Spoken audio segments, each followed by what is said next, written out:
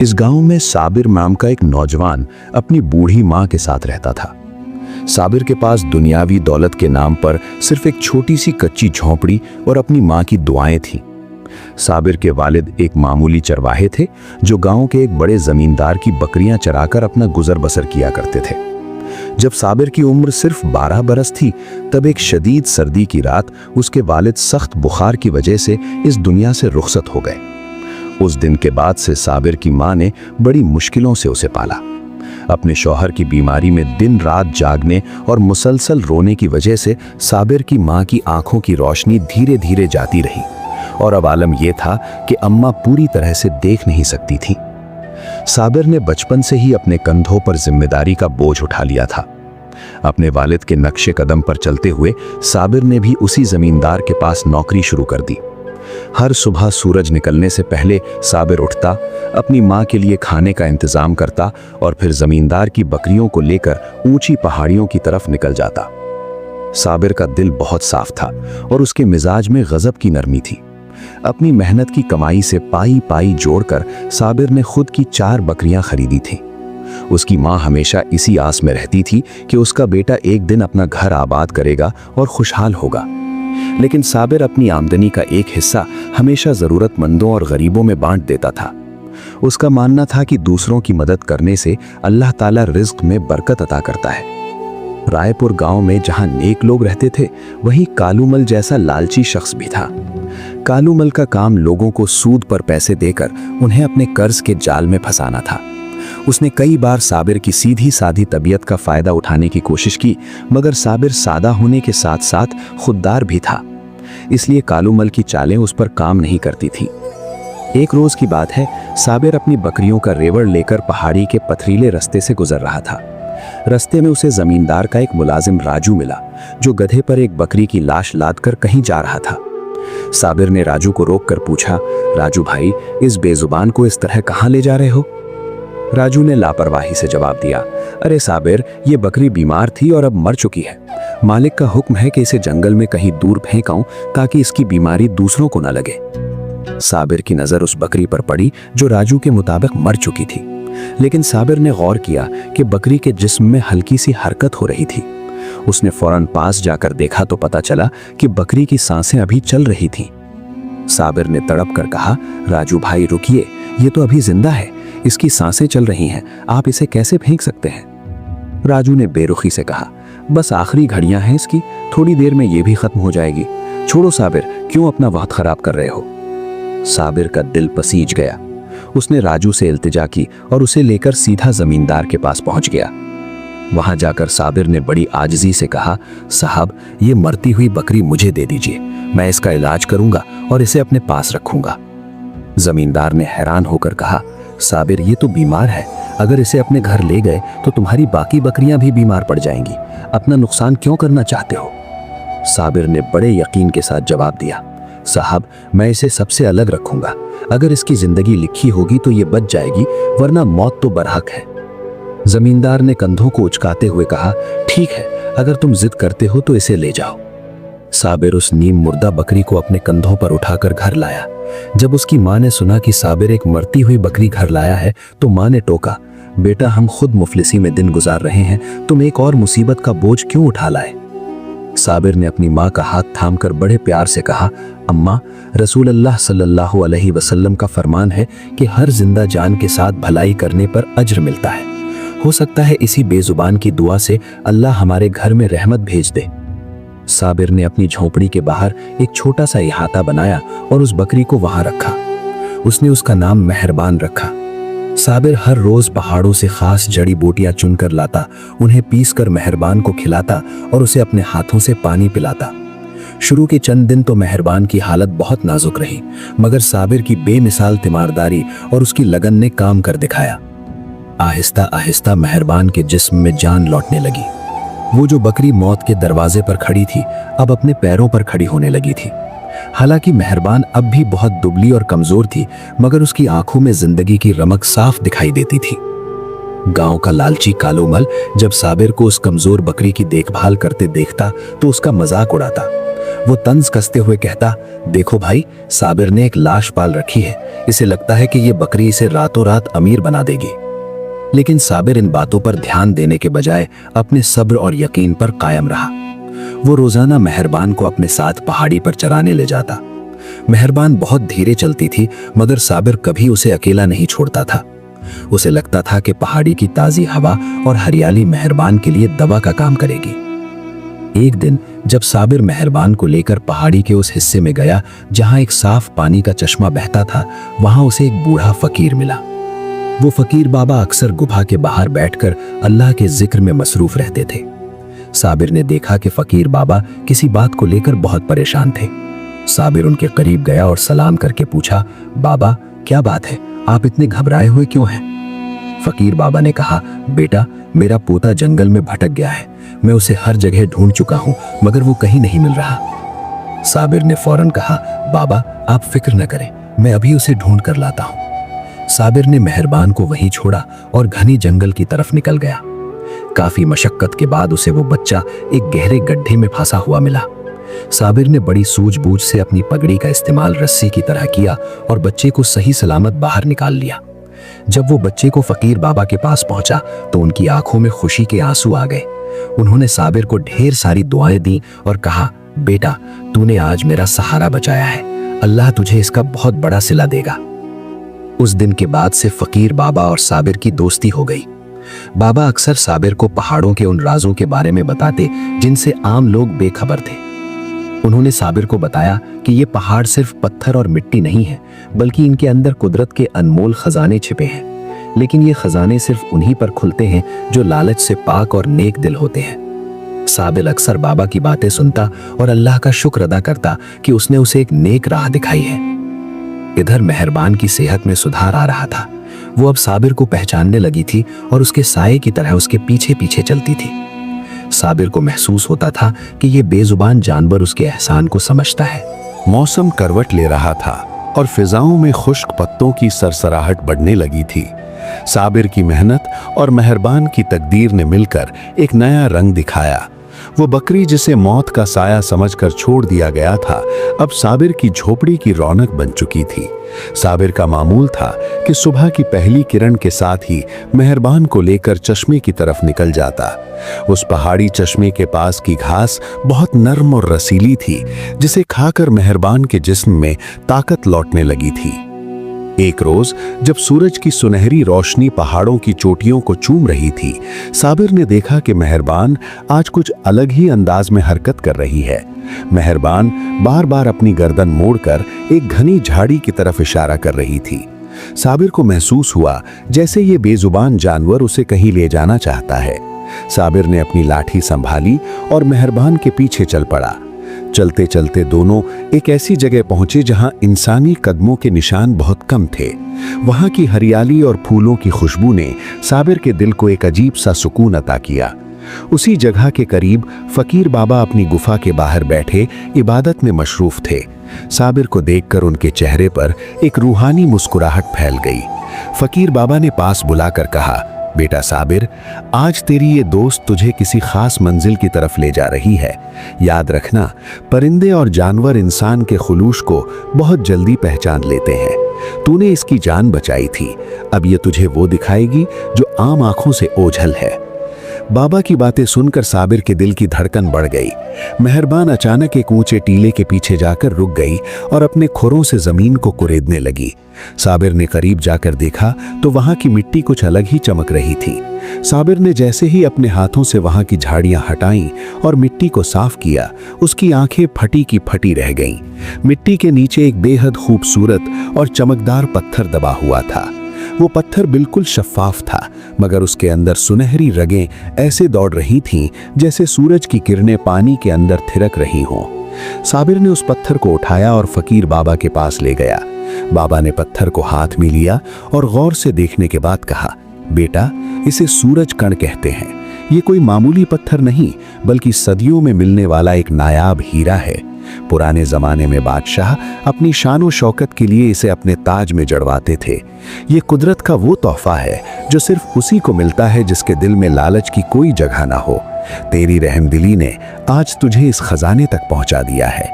साबिर ने बड़ी सादगी से पूछा, हजरत, मैं इस पत्थर का क्या करूंगा?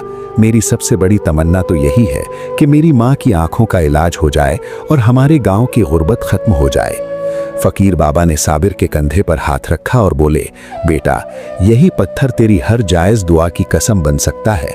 तो इसे लेकर शहर जा और वहां के बादशाह को यह तोहफा पेश कर। हमारा बादशाह बड़ा ही रहमदिल और कद्रदान इंसान है। उस तक पहुंचना आसान नहीं होगा, मगर तेरा सच और तेरी ईमानदारी तेरे रास्ते की हर मुश्किल को आसान कर देगी। साबिर घर लौटा और अपनी माँ को सारा हाल सुनाया। माँ ने बेटे के हाथ में उस चमकदार पत्थर को महसूस किया और अपनी धुंधली आंखों से दुआओं के फूल बरसाए। माँ ने कहा, बेटा, ये तेरी उस नेकी का सिला है जो तूने उस वक्त की थी जब हर कोई उस बेजुबान को मरने के लिए छोड़ चुका था। जा, अल्लाह तेरा निगहबान हो, मगर रास्ते में होशियार रहना। दुनिया में हर शख्स तेरे जैसा नेक दिल नहीं होता। अगले दिन साबिर ने अपनी माँ को एक पड़ोसी की निगरानी में छोड़ा और मेहरबान को प्यार करके शहर के लंबे सफर पर निकल पड़ा।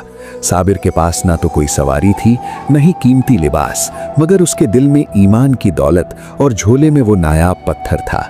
सफर कई दिनों का था। रास्ते में एक सराय में साबिर का सामना हकीमुद्दीन नाम के एक ताजिर से हुआ। हकीमुद्दीन बहुत ही चालाक और लालची शख्स था। उसने जब साबिर के सादा कपड़ों के बावजूद उसके चेहरे पर एक अजीब सी बेफिक्री देखी तो उसे शक हुआ कि इस देहाती के पास जरूर कुछ खास है। हकीमुद्दीन ने बातों बातों में साबिर का राज जानने की कोशिश की।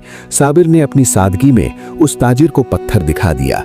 पत्थर की चमक देखते ही हकीमुद्दीन की आंखों में खून उतर आया। उसने साबिर को बहुत सारी दौलत का लालच दिया और कहा, नौजवान, ये पत्थर मुझे बेच दो। मैं तुम्हें इतनी रकम दूंगा कि तुम्हारी 7 नस्लें ऐश करेंगी।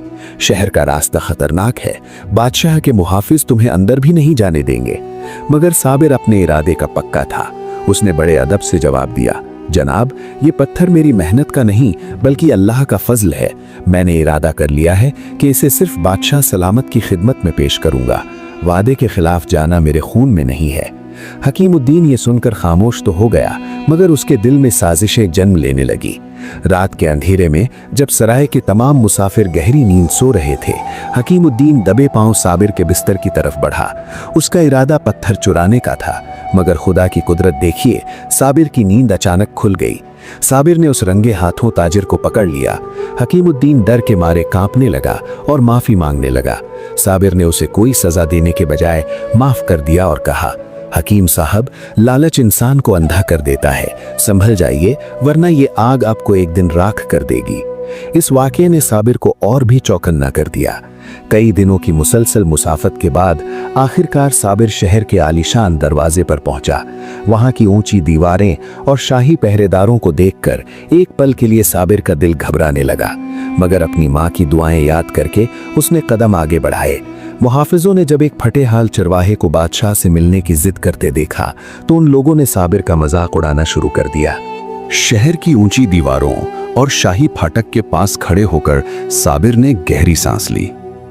पहरेदारों की तीखी नजरें और उनका सख्त लहजा किसी भी आम इंसान का हौसला पस्त करने के लिए काफी था। जब साबिर ने आगे बढ़कर बादशाह सलामत से मिलने की दरख्वास्त की तो मुहाफिजों ने उसका हुलिया देखकर कहकहा लगाया। एक मुहाफिज ने तंज कसते हुए कहा, ए देहाती चरवाहे, अपनी औकात देख और ये शाही दरबार देख। बादशाह सलामत तेरे जैसे फटे हाल लोगों से मिलने के लिए नहीं बैठे हैं। चल पीछे हट और अपना रास्ता नाप। साबिर के दिल को ठेस तो पहुंची, मगर फकीर बाबा की नसीहत उसके जहन में ताजा थी कि सब्र ही कामयाबी की कुंजी है। साबिर वहीं दरवाजे के एक कोने में बैठ गया। एक दिन बीता, फिर दूसरा और फिर तीसरा। साबिर ने हिम्मत नहीं हारी। जो भी खाने पीने का थोड़ा बहुत सामान साथ था उसी पर गुजारा किया। तीसरे दिन शाम के वक्त साबिर ने देखा कि एक बुजुर्ग शख्स जिनके चेहरे पर सफेद दाढ़ी और लिबास में बड़ी सादगी थी, महल की तरफ जा रहे थे। ये बुजुर्ग महल के एक पुराने और भरोसेमंद खादिम थे। साबिर ने आगे अपनी पूरी दास्तान सुना दी। जब साबिर ने वो सूरज कण पत्थर अपनी पोटली से निकालकर दिखाया तो उन बुजुर्ग की आंखों में हैरत की लहर दौड़ गई। उन्होंने पत्थर को अपने हाथ में लिया और कांपती आवाज में बोले, नौजवान, तू सचमुच किसी बड़ी नेकी का सिला साथ लाया है। ये पत्थर तो बरकतों की निशानी है। मेरे साथ चल, मैं तुझे वजीर आजम तक ले चलता हूँ। वजीर साहब एक बेहद अक्लमंद और तजर्बेकार इंसान थे। उन्होंने जब साबिर की बातों में सच्चाई और पत्थर की बेमिसाल चमक देखी तो उन्हें यकीन हो गया कि यह लड़का कोई मामूली शख्स नहीं है। वजीर ने फौरन बादशाह सलामत को खबर भिजवाई। थोड़ी ही देर में साबिर को आलीशान दरबार में पेश किया गया। दरबार की सजावट, झिलमिलाते झाड़ फानूस और बादशाह के तख्त की बुलंदी देखकर साबिर की जुबान जैसे तलवे से चिपक गई। बादशाह सलामत ने मुस्कुराकर पूछा, नौजवान, तुम्हारा नाम क्या है और तुम इतनी दूर से हमारे लिए क्या तोहफा लाए हो? साबिर ने अपनी सादगी और खौफ से पाक लहजे में जवाब दिया, आलीजा, मेरा नाम साबिर है और मैं रायपुर के पहाड़ों से आया हूं। इसके बाद साबिर ने शुरू से आखिर तक पूरी कहानी बयान कर दी। उसने बताया कि किस तरह एक मरती हुई बकरी की जान बचाना उसके लिए रहमत का सबब बना। उसने फकीर बाबा का जिक्र किया और उस नायाब पत्थर के मिलने का पूरा वाकया सुना दिया। साबिर की बातों में ना तो कोई बनावट थी और ना ही अपनी नेकी का गुरूर। बादशाह सलामत पत्थर की खूबसूरती और साबिर के किरदार से इस कदर मुतासिर हुए कि उन्होंने अपने तख्त से उतरकर साबिर को गले लगा लिया। बादशाह ने बुलंद आवाज में कहा, ए दरबारियों, देखो, सच्चाई और रहमदिली का जीता जागता नमूना। इस नौजवान ने एक बेजुबान की जान बचाई और अल्लाह ने इसे दुनिया के सबसे नायाब खजाने से नवाज दिया। साबिर, तुमने आज हमारा दिल जीत लिया है। बादशाह ने उसी वक्त ऐलान किया, आज से साबिर हमारे खास मुशीर होंगे। इसके साथ ही इन्हें 10,000 सुनहरी अशरफियां बतौर इनाम दी जाती हैं। दरबार में मौजूद कुछ खुदगर्ज और लालची उमरा को यह बात हजम नहीं हुई। उन्होंने आपस में खुसुर पुसुर शुरू कर दी। एक दरबारी ने हिम्मत जुटाकर कहा, जिल्ले इलाही, ये लड़का कोई बहरूपिया भी हो सकता है। क्या पता ये पत्थर इसने कहीं से चुराया हो। बादशाह सलामत का चेहरा गुस्से से लाल हो गया। उन्होंने गरज कर कहा, खामोश, तुम लोगों की आंखें सिर्फ पत्थर की कीमत देख रही हैं, मगर मैं इस नौजवान के माथे पर चमकती हुई ईमानदारी की रोशनी देख रहा हूं। साबिर की सादगी ही उसकी सच्चाई का सबसे बड़ा गवाह है। साबिर ने हाथ जोड़कर अर्ज किया, बादशाह सलामत, मुझे दौलत और ओहदे की कोई तमन्ना नहीं है। मेरी बस ये आरजू है कि मेरी माँ की आंखों का इलाज हो जाए और मेरे गांव के गरीब लोगों की जिंदगी संवर जाए। बादशाह ने मुस्कुराते हुए कहा, साबिर, तुम्हारी यही बेगर्जी तुम्हें दूसरों से अलग बनाती है। तुम्हारी माँ का इलाज शाही हकीम करेंगे और रायपुर गांव की जिम्मेदारी अब हमारी है। साबिर का दिल खुशी से झूम उठा, मगर उसे इस बात की खबर नहीं थी कि पीछे रायपुर गांव में कालूमल ने कहर बरपा रखा था। जब से साबिर शहर गया था, कालूमल ने यह अफवाह फैला दी थी कि साबिर एक चोर है और वो किसी का कीमती पत्थर चुराकर भागा है। कालूमल ने जबरदस्ती साबिर की झोपड़ी पर कब्जा कर लिया और उसकी बूढ़ी माँ को वहां से निकाल दिया।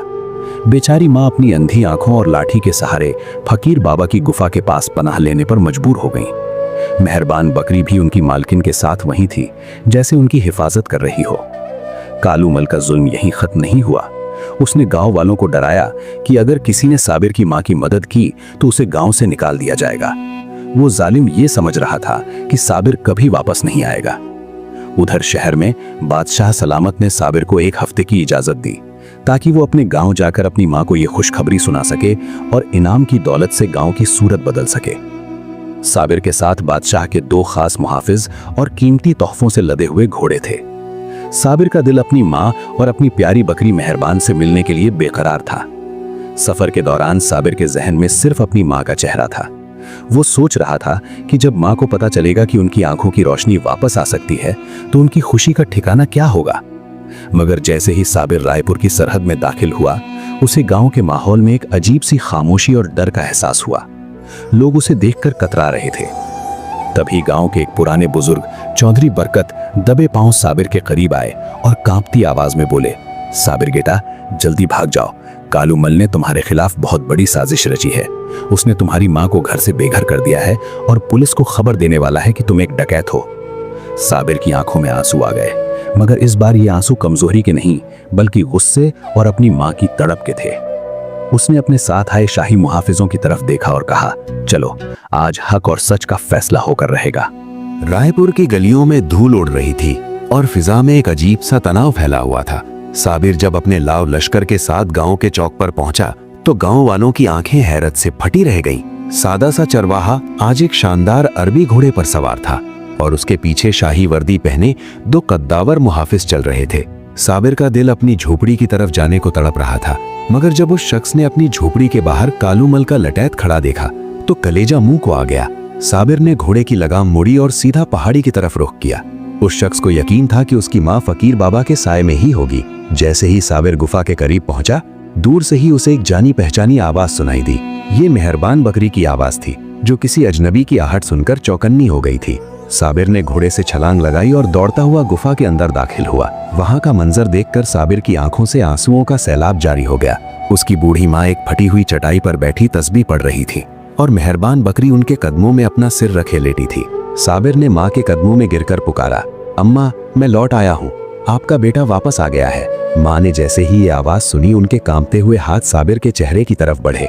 उन्होंने साबिर को गले से लगा लिया और रोते हुए कहा, बेटा, मुझे पता था कि मेरा साबिर कभी अपनी माँ को तन्हा नहीं छोड़ेगा। अल्लाह ने तेरी पुकार सुन ली। फकीर बाबा, जो एक कोने में इबादत में मसरूफ थे, उठकर करीब आए और बोले, साबिर, ये तेरे सब्र की जीत है। आज तेरे ईमान की आजमाइश पूरी हुई। साबिर ने अपनी माँ को सहारा देकर खड़ा किया और उन्हें शाही पालकी में बिठाया, जो बादशाह ने खास तौर पर भिजवाई थी। इसके बाद ये काफिला दोबारा गांव की तरफ रवाना हुआ। चौक पर कालूमल अपने चंद साथियों के साथ लाठियां लिए खड़ा था। उसने जैसे ही साबिर को देखा, चिल्लाकर बोला, पकड़ लो इस चोर को, ये मेरा कीमती पत्थर चुराकर भागा था और अब ये शाही स्वांग रचाकर हमें डराना चाहता है। साबिर ने बड़े सुकून और इस्तकामत के साथ कालूमल की आंखों में आंखें डालकर कहा, कालूमल, लालच ने तुम्हारी अक्ल पर पर्दा डाल दिया है। जिस पत्थर को तुम अपना कह रहे हो, उसकी हकीकत ये शाही मुहाफिज तुम्हें बताएंगे।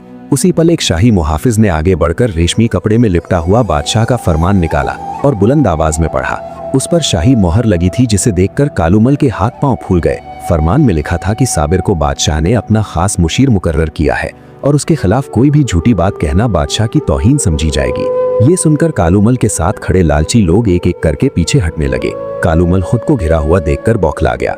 उसने अपनी भारी लाठी उठाई और साबिर पर हमला करने के लिए झपटा, मगर इससे पहले कि लाठी साबिर तक पहुंचती, मेहरबान बकरी ने एक जोरदार छलांग लगाई और पूरी ताकत के साथ कालूमल से जा टकराई। कालूमल अपना तवाज़ुन खो बैठा और कीचड़ में जा गिरा। उसकी लाठी दूर जा गिरी और उस शख्स की पगड़ी उछलकर धूल में मिल गई। शाही मुहाफिजों ने तलवारें निकाल ली और कालूमल को गिरफ्तार करने के लिए आगे बढ़े, मगर साबिर ने उन्हें रोक दिया।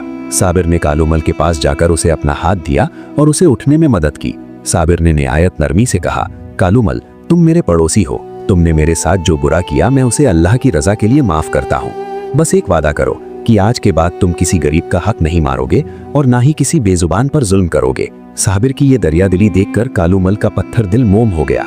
वो जालिम शख्स साबिर के पैरों में गिर पड़ा और फूट फूट कर रोने लगा। उसने गांव वालों के सामने अपनी तमाम गलतियों का एतराफ किया और वादा किया कि वो अपना तमाम कर्ज माफ कर देगा। अगले ही दिन शाही हकीम रायपुर पहुंचे। उन्होंने साबिर की मां की आंखों का बड़ी बारीकी से मुआयना किया। कई हफ्तों तक खास जड़ी बूटियों और शाही नुस्खों से इलाज चलता रहा। एक खुशनुमा सुबह जब सूरज की पहली किरण साबिर के आंगन में उतरी, मां ने धीरे धीरे अपनी पट्टी खोली। जैसे ही उन्होंने अपनी आंखें खोली, उनके सामने उनके जवान बेटे का मुस्कुराता हुआ चेहरा था। मां की आंखों की रोशनी वापस आ चुकी थी। ये मंजर देखकर पूरे गांव में खुशी की लहर दौड़ गई। साबिर ने बादशाह की दी हुई दौलत का एक बहुत बड़ा हिस्सा गांव की भलाई के लिए वक्फ कर दिया।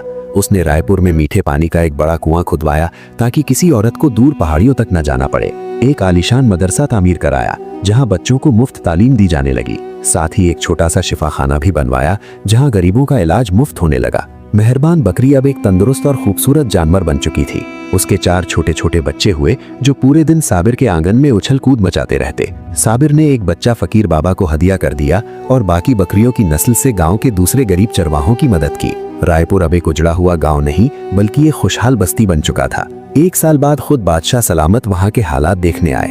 उन्होंने जब गांव की तरक्की और लोगों के चेहरों पर सुकून देखा तो बेहद मसरूर हुए। बादशाह ने साबिर के कंधे पर हाथ रखकर कहा, साबिर, तुमने सचमुच साबित कर दिया कि रहमदिली और ईमानदारी से बड़ी कोई दौलत नहीं है। जो एक जान की हिफाजत करता है, वो गोया पूरी इंसानियत की हिफाजत करता है।